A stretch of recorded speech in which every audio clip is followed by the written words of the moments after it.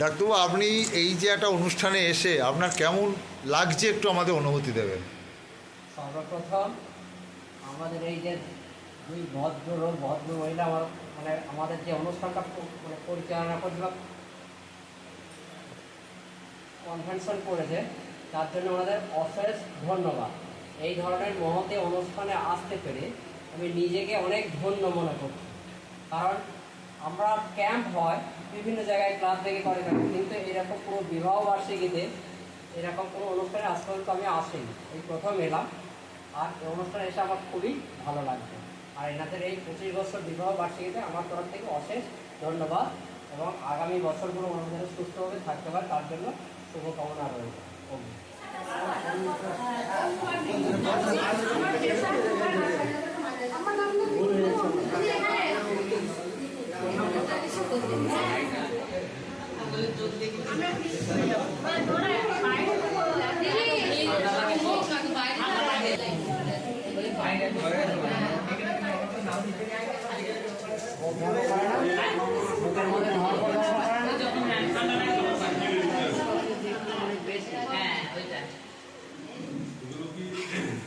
বেশি কাজ করতে গেলে চাপের লাগে।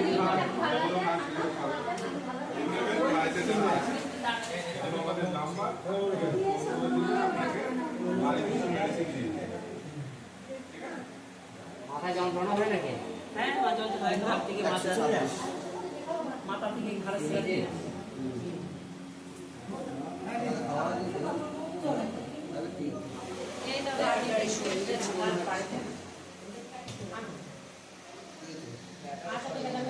ডাক্তার দেখছে, এখন দেখে নেই কারণ বাড়ার কথা।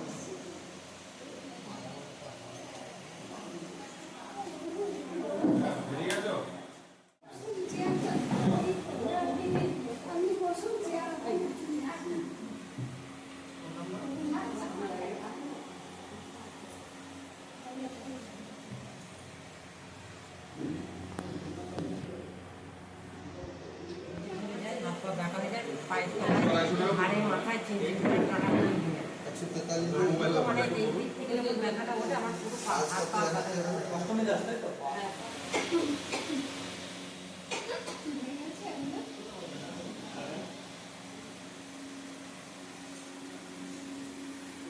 দিব্যেন্দু কি করছো?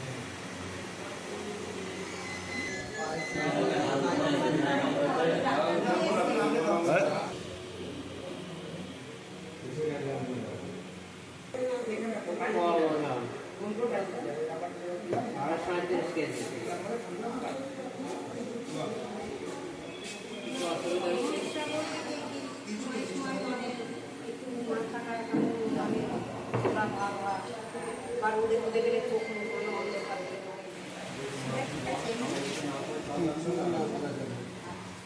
সুগার প্রেশারটা নর্মাল থাকাই ভালো।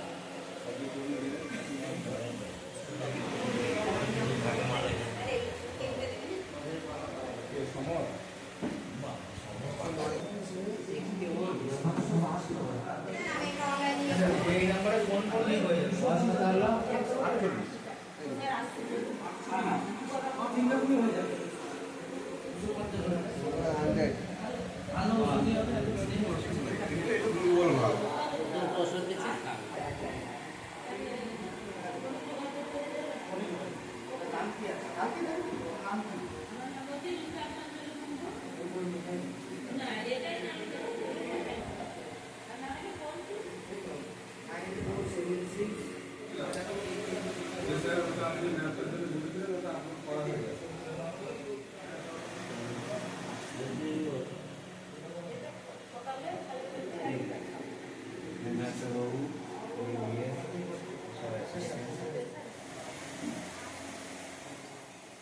রাজুর এই 25 বছর বিবাহিত জীবনের যে হেলথ ক্যাম্প করেছে সস্তা সুন্দর থেকে, তুমি তাতে চেক আপ করতে এসছো, তোমার কেমন লাগলো?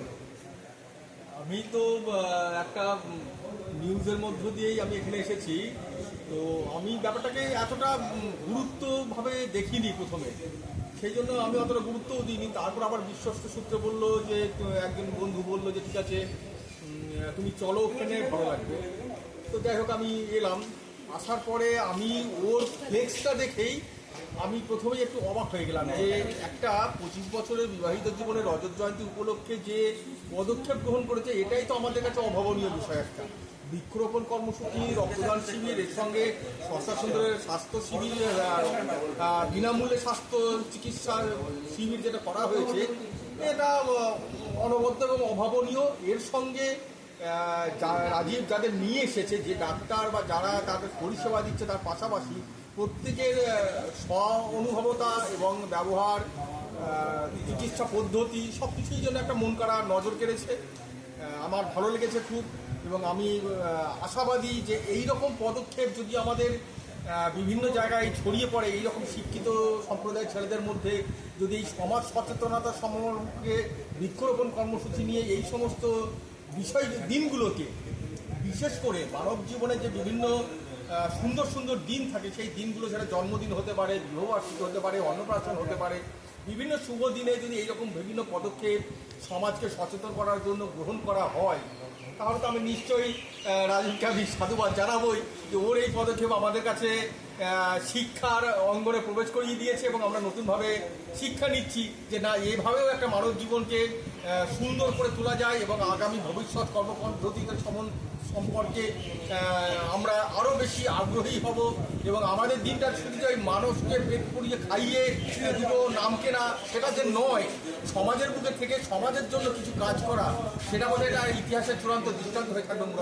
দাদাকে অসংখ্য ধন্যবাদ। আমার এই ছোট্ট প্রয়াস আগামী নতুন প্রজন্মকে কিছু দেখানোর উদ্দেশ্যেই করা, তারা যেন আগামী দিন কোনো শুভ অনুষ্ঠান, সেটা শুভ জন্মদিন হতে পারে, অন্নপ্রাশন হতে পারে, শুভ বিবাহ হতে পারে, তাতে যেন সামাজিক কোনো অনুষ্ঠান বা সামাজিক দায়বদ্ধতা আমাদের কিছু আছে, সেই ধরনের সমাজ কল্যাণমূলক কোনো চিন্তাভাবনা রাখি, সেটাকে সামনে রেখেই আমার এই ক্ষুদ্র প্রয়াস।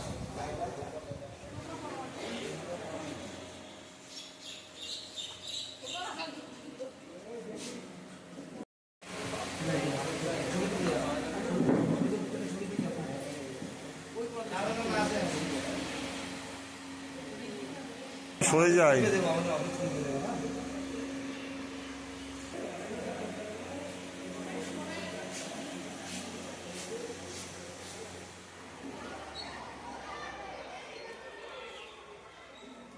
এই যে টাকা দুজনে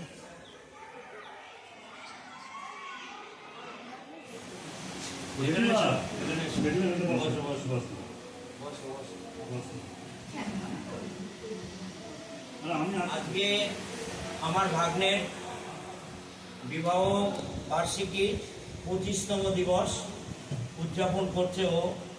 অনেক দিন থেকেই ওর মনের একটা শখ ছিল যে এই দিনটাকে ও আসলে সকলের মাঝে ও সকলকে এটা প্রদান করবে, সকলের শুভেচ্ছা নিয়ে আগামী দিনে আবার পথ চলাটাও শুরু করবে। সেই জন্যে ডাক্তারবাবুর কাছে এসছে আমাদের বৌমা, এবং বৌমা এসে ডাক্তারবাবুর কাছে একটা বৃক্ষ তুলে দিচ্ছেন।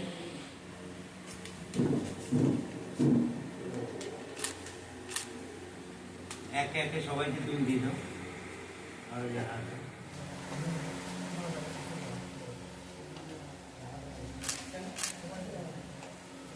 না, আমার কাছে একটা বছর পর গাছটাকে দেখে আসি।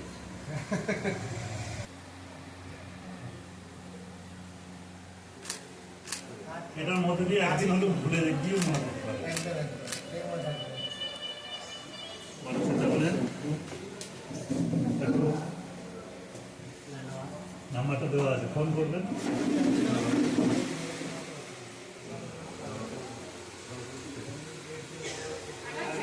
আমাকে বলছে 10 দিনে 20টা, আমার